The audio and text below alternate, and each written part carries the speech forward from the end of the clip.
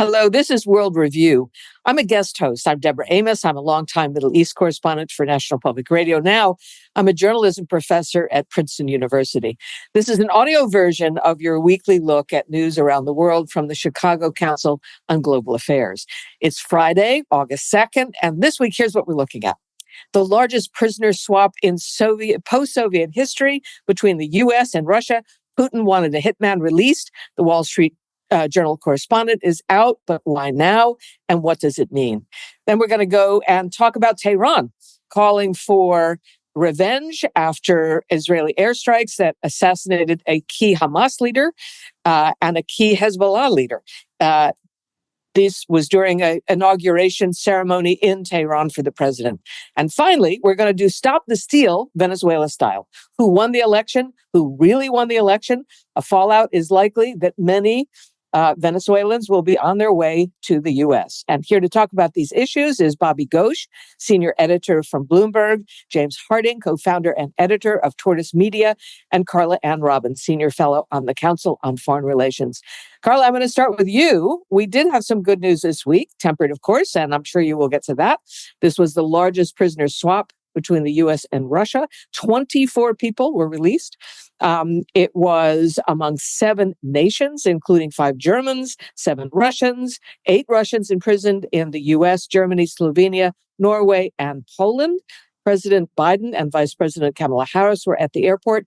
Can you give us these competing scenes? One that is happening outside of Washington with U.S. hostages released, and one in Russia where Putin also is on the tarmac. Well, there's a lot of hugging going on there. And it was this incredibly complex diplomatic deal there. As you said, there were 7 governments involved. We so rarely have good news. And we had our colleagues, Evan Gershkovich was out. Also, Krimasheva from RFE-RL is out. Paul Whelan, who former U.S. Marine, has been held in Russia since 2018. And a large number of Russian political prisoners, including Vladimir Kara-Murza, who won the Pulitzer Prize for writing these extraordinary columns while he was sitting in his prison cell that appeared in the Washington Post. A lot of very courageous people who were finally out, and that's really, really good news. But when you have a swap like this, what did Putin want? Yes, that's my question. He got lots of bits and pieces there, but the person he really wanted and the person he was hugging on the tarmac, don't we all want to take a shower after this one, his number one prize was this guy, Vadim Krasikov, who was a member of the FSB, we now know. This was confirmed today by the Russians. And he was a professional assassin, and he was convicted in Germany for murdering a former Chechen separatist in broad daylight in the middle of Berlin. And this was the key to working this whole thing out. And the Journal has an incredible TikTok that's really worth reading, that they were working on for more than a year. And the Times has quite a good TikTok as well. But you see what happened, that they had to spend an enormous amount of time persuading the Germans to let this guy go, not surprisingly, because he killed someone in broad daylight.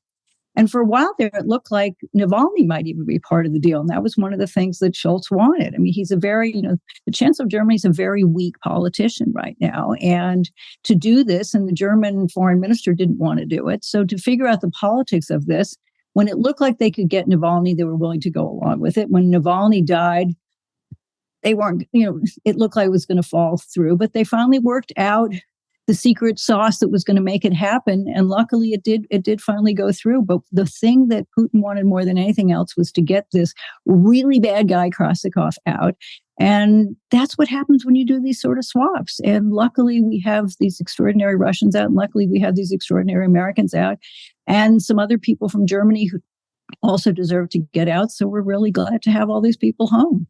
So everybody's celebrating at this moment, but I have a feeling there's a downside to this. You can see some of the criticism coming now about, well, if this works, why not again? Do you think that is where we are? Well, that's always this sort of question about hostage taking and negotiations. It's dangerous. One would argue that you probably don't want to have too many people running around working in Russian. That's why it's dangerous to be a reporter in Russian. It's pretty extraordinary that there's so many people who are continuing to work in Russia.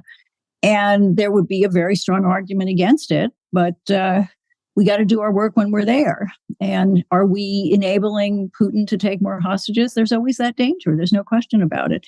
And when you look at the exchange here, you've got an assassin on the one side for journalists on the other side. It's not an equitable exchange, but we'll take the win right now. I think the other big question that we have to think about is, why was Putin willing to give Biden this win? And it was a pretty big win. If you looked at Biden on the tarmac at Andrews last night with Kamala Harris right next to him, why was he willing to give this win? Particularly because, former President Trump has been going around saying, Putin's going to do this favor for me. And he's been really grousing about it ever since.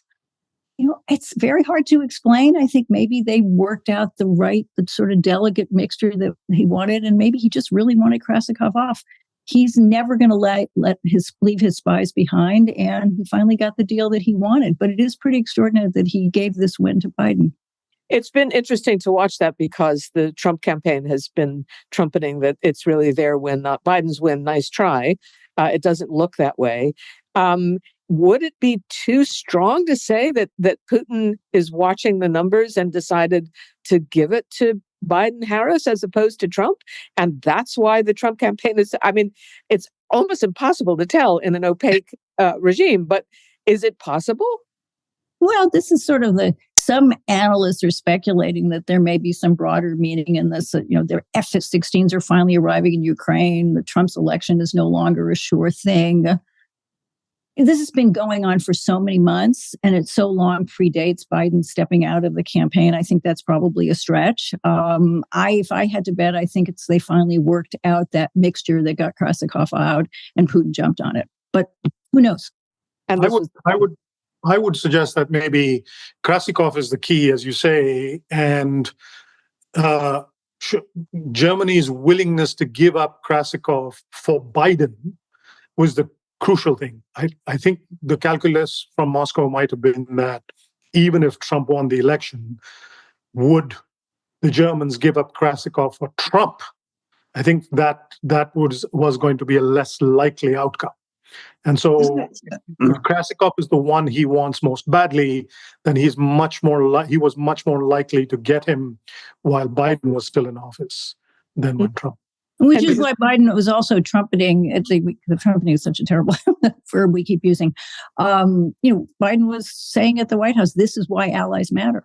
And this is why allies, your friends, do things for you. Yes. And I think it was interesting, don't you think, to watch Schultz say, I'll do it for you, Joe, essentially, is what he said.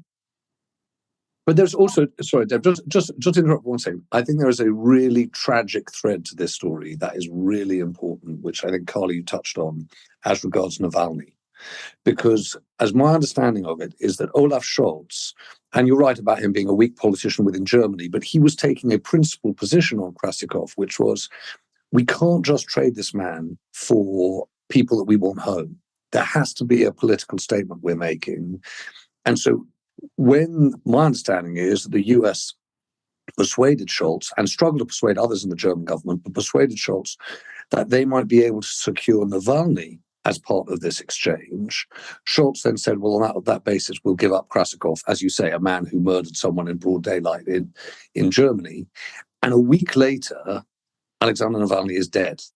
And this is the bit of the story that, you mentioned, Carla, the kind of the accounts that have been given of what happened here, this 1 week between the signals from Moscow that they might be willing to countenance the release of Navalny to get Krasikov back and his death in that prison camp. That feels to me like the tragedy. And we're right to point out, Karamurza and the fact that, there has been a release of some political prisoners, but no one of the stature of Alexander Navalny. And you can't help but wonder whether or not there's a link between these things. So you don't think if it had gone on longer, if Navalny had lived longer, he would have been part of it? He was a marked man no matter what. The truth is, I don't know. The sadness that, and that's my point about a tragic thread. The sadness is to think that was for at least a while on the table, and whether or not someone else within, Putin's regime then thought, well, let's take that off the table in the most violent and way possible. But that's what was lost. And do you remember when Navalny died? There were these stories going around that there was a deal that was in the offing and that Ghosh and others were part of it. And it seemed incredible and all the more tragic that it never happened. Yeah. Carla? Well, from what I've been reading, and there was an expectation that Navalny was going to be part of the deal.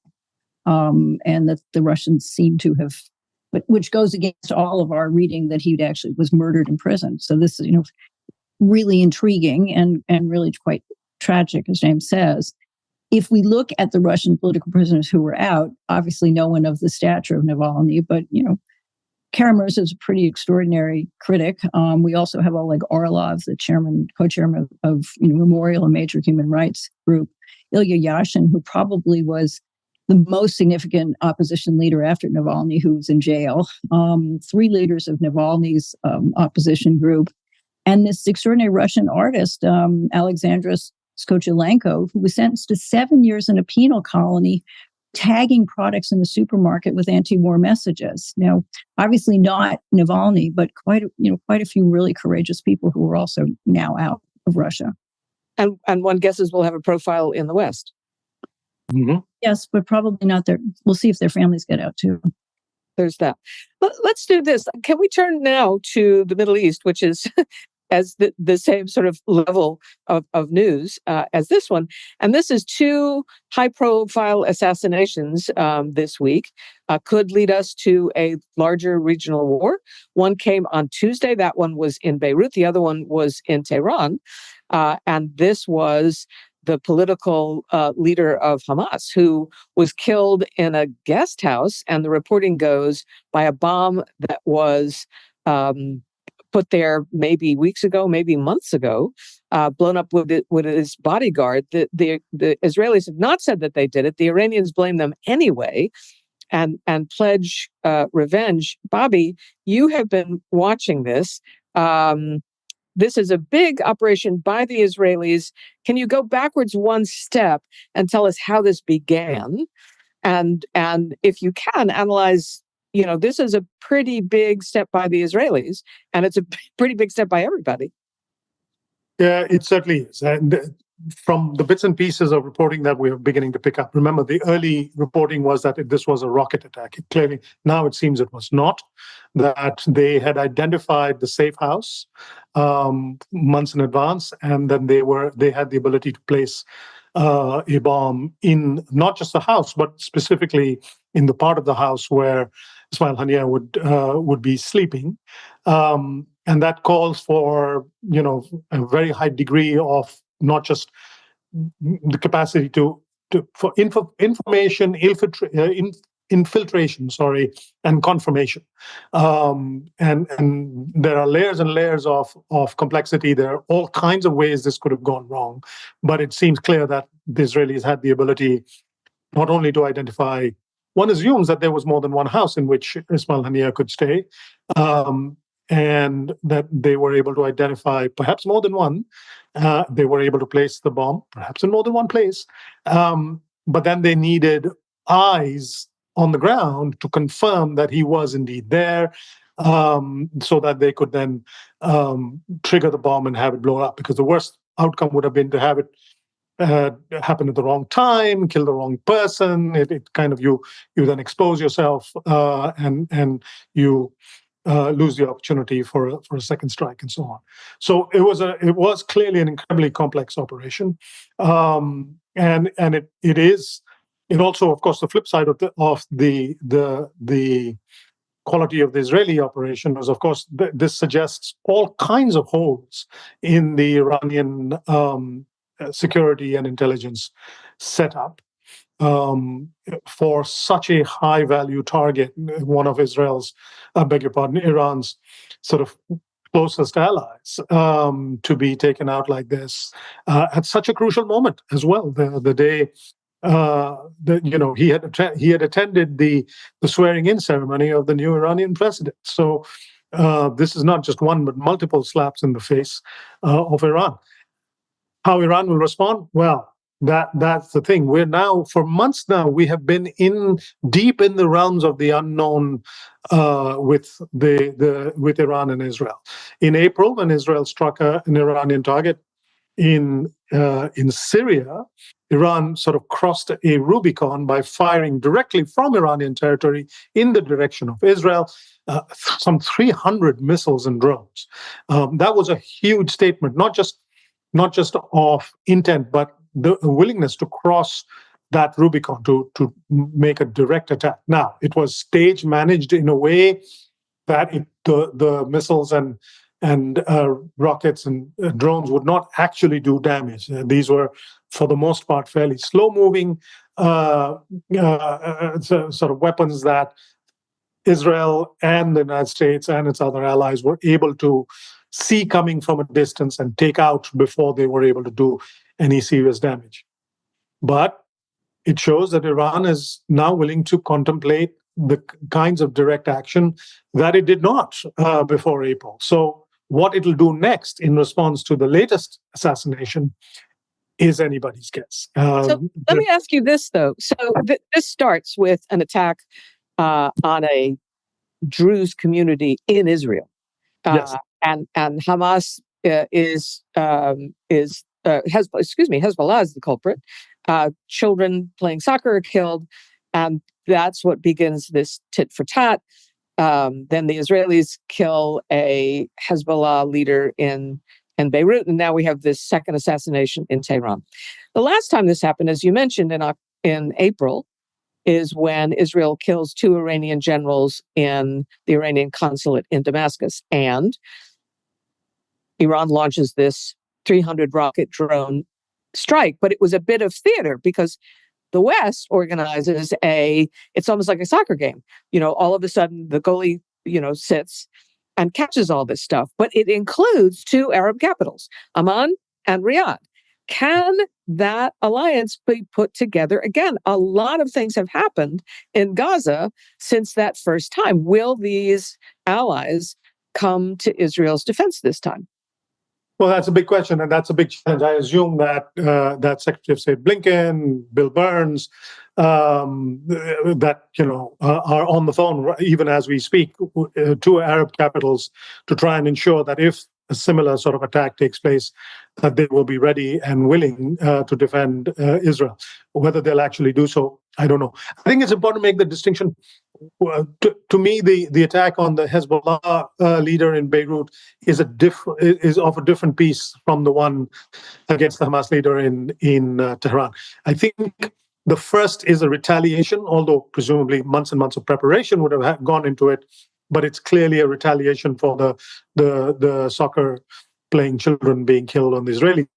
I think with Haniyeh, it's a target of opportunity. The opportunity arose and they took it. I don't think with those kinds of assassinations, I don't think you can set a clock or you can respond to current and breaking events so quickly. So I think these are 2 separate strikes. Whether that'll matter in the larger scheme of things, we'll see. But I don't think they're the same thing. Can we talk about ceasefire, please? Because Ismail Haniyeh was the head of the Gaza Committee on Ceasefire Negotiations, said to be more moderate than Yahya Sinwar, who is the tactical leader of Hamas in Gaza in a tunnel, not able to communicate. And now the top guy is gone. What does that mean for the ceasefire talks? Well, it certainly stops them cold in their tracks. I for one, I've always been a little skeptical and cynical about those ceasefire talks. But at the very least, even the pretense of ceasefire talks now go away. And it'll be weeks, possibly months, before they can be resumed. And of course, let's not forget the people who, regardless of whether or not Iran mounts a counteroffensive or a revenge attack now, the people who will suffer the most under any circumstances are the people in Gaza. The hostages, you mean? It means that both sides, the Israeli hostages as well as the civilians and citizens of the Palestinians who live in Gaza, both sides now, if they had any hope, if they were less cynical than I am and had any hope of a ceasefire, That's now has to be put in a base. So we have to wait to see what everybody does, and then get back to it. Pretty much. Yeah. Well, the White House, I mean, Biden even last night was saying, sending a message to Bibi, let's get the ceasefire effort going ahead. The Pentagon is talking about how they're going to back Bibi up for Iran and how they're talking about moving things around, but they're really hoping to do what we talked about. They're hoping for a replay of April with this big question that you raised, Deb, which is, can they rely on the support of other Arab capitals? And I also think, it was a bit of theater in April. I don't think the Iranians telegraphed what they were doing. They wanted to retaliate, but they didn't really want to set off a regional war. This time, are they feeling, because what Bobby said, what they did was so extraordinary in the midst of an inauguration, in the middle, it was a humiliation for them. I mean, does everybody want to exercise as much restraint as they did last time around? And the Americans leaned on Bibi and said, take the win. Is Bibi willing to take the win? Because I look at what Bibi did and I say to myself, particularly with Haniyeh, this was intended to do two things, to my mind. I can't see inside his head. One was to scuttle the ceasefire talks, and the other one was to ensure that there was no opening between Iran and the United States. And is he going to take the win the next time around if they manage to me, Biden's got 6 months left, right? His big legacy is going to be to get a ceasefire in Gaza and maybe even try to do this grand bargain with Saudi Arabia. And both of these things, to my mind, blew up with that bomb in Iran. So the best we get is a ceasefire somewhere down the line. And is there not some retaliation? I mean, it's pretty precarious at this moment. Either any of you care to speculate on, are they good enough? And I mean, Western diplomats, are they good enough to tamp this down this time? Or are we in a different scenario? So for what it's worth, Deb, just two things. One is, I'm in a mood this week to be quite admiring of Western and particular American diplomats, given the conversation we just had about that prisoner swap. There are a lot of moving parts in that. We talked about Berlin. We didn't talk about Slovenia. We talked about the US, the Russians. I mean, was a complicated exercise. I think that, as you said, we'll come on to Venezuela, trying to manage the relationship between Washington and Caracas, let alone the other capitals. In Latin America, that's hard. And this is the hardest of all. I think the thing that is the most difficult and the one that we generally underestimate is that we talk so much about, what does this mean in terms of Trump-Harris, who's playing what angle on US politics. Iran has its politics. And the thing that Carla mentioned about the fact this happened during an inauguration for a new president whose opportunity obviously was to change the dynamic regionally, I think this boxes him in a much more difficult spot and makes it much, much more difficult. And as you say, I think the aerial assault on Israel was something more than theatre, but clearly wasn't the fullest possible assault. And how you hold back, and certainly how you hold back your proxies, becomes much more difficult now. I think. Correct. Go ahead, Bobby. If you think of it in purely rational terms, and if I want to cling on to something for optimism, it is this: if Iran wasn't willing to go to war over the loss of Qasem Soleimani, will they want to go to war over the loss of Ismail Haniyeh? Yeah, that's the big question. Yes, Soleimani was not killed in Iran. There is a degree of separation. Therefore, this is something, for the prestige of the supreme leader and so on and so forth. But the larger picture is that he's not an Iranian. That's true. And also, Bobby, by the way, there's also an argument which does speak to progress towards something that looks like, if not peace, at least a settlement, a ceasefire of some kind, is that with the death of Ismail Haniyeh, with the apparent death of Mohammed Deif, you're getting closer to a position that if not Netanyahu, at least the kind of political, there's not a consensus in Israel. The sort of the weight of public opinion is going to be, well, we're achieving our war aims here. How much further? How much longer can we go on? And with a conscripted army, that pressure is higher. It must get to the stage sooner or later that people say, well, we've got their leadership. Yeah. Shinwar, though, I think no Israeli prime minister will be able to make a deal until with then. Shinwar while Shinwar is still at large. I think they need. But Carla, what do you think? You said that Bibi won't take the win. Possible he doesn't do it again. I mean, this is as good as it gets for him. He could call a ceasefire now, avoid a war with Hezbollah, and then figure out what's next. Well, he could have, he's in this situation in which it is pretty extraordinary. I mean, he has a defense minister, all the heads of the IDF, who, for someone who's worked in Latin America and who gets really nervous when military people start, diss civilian leaders. But even before this, I mean, the last 2 weeks, you've had all the heads of the IDF saying that they could take the deal that was on the table that Hamas seemed to have already embraced, and Bibi kept going up and saying, "No, I need more needs. I need to be able to make sure that anyone going from the south back to Gaza City, that we have to be able to check the papers on every single one." And the IDF leaders kept saying, "No, we're fine with the deal. We're fine with the deal." So when Bibi showed up in Washington and didn't even mention the ceasefire agreement in his talk to Congress and talked about Iran the entire time, it was very clear that he's completely out of sync with his population and he's completely out of sync with his own military leadership. So this is Bibi being Bibi, doing Bibi whatever, and how much pressure he's going to feel from the United States on the one hand, and from his own people. So far, he's managed to do whatever it is that Bibi wants to do, and basically, what the most malign interpretation of it is, if he gets a deal, he probably loses his government, and that's a pretty scary interpretation of it. But that seems to be the interpretation that most critics have. Although he's got some time, right? Because the Knesset is on break, doesn't come back for 3 months. And so who knows? I mean, is he a gambler? Does he decide, I got 3 months to work this out? Well, I mean, this bomb, according to reporting, was sitting in this guest house in a place where Haniyeh had stayed before. Did he really have to explode it just now? And Haniyeh, reportedly was a guy who wanted more of a deal. So why did he take this? Why did he do it now? I know that is a big question. Let's do, before we close out this show, let's do Venezuela, because they also are having quite a time with an election, because it's not clear who won. The cheating seems to be blatant. I was surprised by the reaction.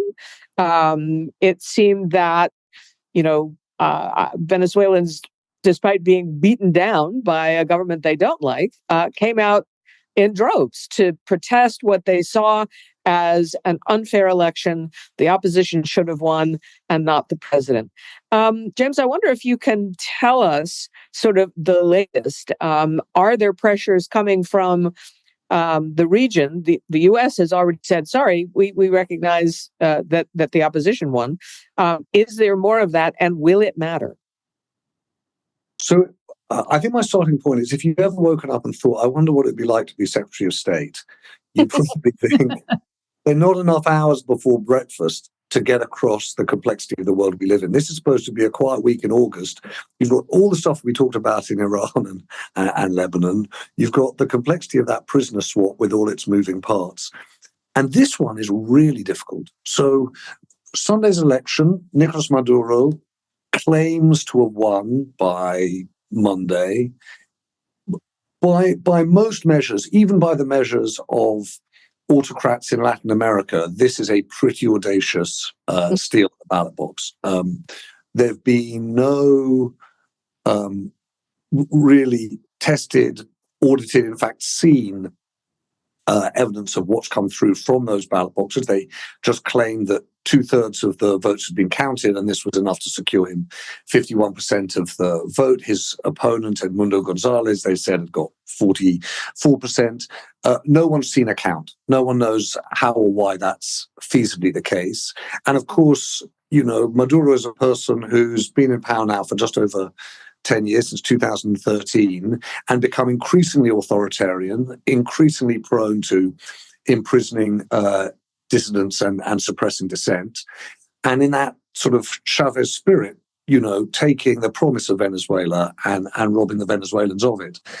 The politics of it, or the diplomacy of it, seems really, really hard. to me in that Tony Blinken, the Secretary of State, said on Thursday night that they recognized that Gonzalez, the opposition leader, had won. To a certain extent, Venezuela hasn't really formally responded, except to say, stick out of our, not out of our domestic affairs, our political affairs.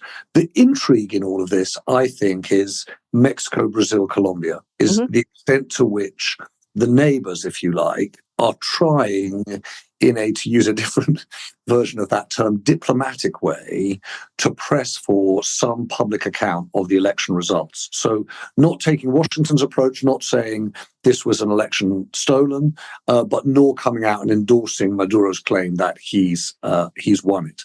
And in that sense, they are, I think, a little more gently than Washington, but quite firmly siding with those people who've taken to the streets in Caracas. Now, there are people saying 15, 17 people already dead in these protests, expectations of more protests to come this weekend. I suppose you asked the hardest question of all was, will it make any difference, Deb? I think your worry has got to be that on past record, it's hard to see that this is a moment where things fundamentally change. What's extraordinary is how cack-handed the operation has been by Maduro, but it's cack-handed and iron-fisted at the same time. So you've got to think to yourself, he's going to do everything he can to hold on. I don't know, Carl, you've got more experience of this than me, but that's my read on it. Can I ask about the military? Would that be one power that could, if it crumbled more from the bottom than from the top, but if the bottom of the military said, yeah, you know what, I know what's happening in this country. I can feel it in my family, in my home, when I go to the grocery store. Is it possible that the military could be the key to this? It's possible, but you'd ask why now? And also, I mean, just look at the living standard issues that you're talking about have been an issue in Venezuela. And we're not talking about since 2013. It's like a quarter of a century. So that's the reason. Now, the question you ask, I think, depends much more on the security of the military themselves and the security of the military in terms of provision for their troops. And I just don't know well enough to know what that mood is. Can I ask about calculations? And Carla, please jump in too, because you are a Latin American specialist. And that is this: Maduro had the chance, had he run a different kind of campaign, to get some of the Western sanctions, certainly from the U.S. They said, please behave yourself in this election, and we're going to think about sanctions. He didn't. What does he get? He gets to stay in power. Of course, that's a pretty big thing. But what was his calculation on why he did it the way he did? Can we start with you, James, and then Carla, and then Bobby? Well, I think looping back to the point we made right at the beginning, which is how do heads of government or heads of state act in this second half of 2024, when there's so much political uncertainty in the US, is a real factor here. And in Venezuela, that's the case more than most. That calculation, that sort of, if you like, driving while looking through the rearview mirror at what Washington's going to do at this time, that Washington doesn't really have the attention or the political ability to do much either way. So I think that Maduro's calculation was, I'm going to get on and do exactly what I like. Carla, you agree? Well, the caveat, I haven't been a Latin American expert for quite a long time, Deb, but thank you for that. Listen, Maduro's a thug. Let's stipulate that. So subtlety is not going to be his thing. The second thing is, the U.S. and other governments tried direct confrontation in the past with him and failed. During the Trump administration, lots of countries recognized an alternative government under this guy, Juan Guaido. Yes. Guaido was the head of the National Assembly. He invoked this special thing under the Constitution that said he could take over the executive position. The move was supported by a bunch of countries, and it failed. I mean, there's a mini uprising in his favor, and the thing completely failed. So I think the Maduro, as long as he's got the military on his side, and so far he's got the top of the military on his side definitively, I think he thinks he can tough it out. And they've killed people in the street before, they've starved their own people before, and he's managed to tough it out. he was certainly feeling vulnerable enough at, last year he sat down with the opposition and they came up with this deal to be able to have the elections and the opposition could participate. And the U.S., in part because they were going to try a different way and in part because they were worried about oil prices, did for a while lift, sanctions on the oil and gas sector. And then they, reneged on this and they made it very hard. They barred the candidate who won the opposition primary, which is why we got this guy to come in who was very much third choice for it. And he still won.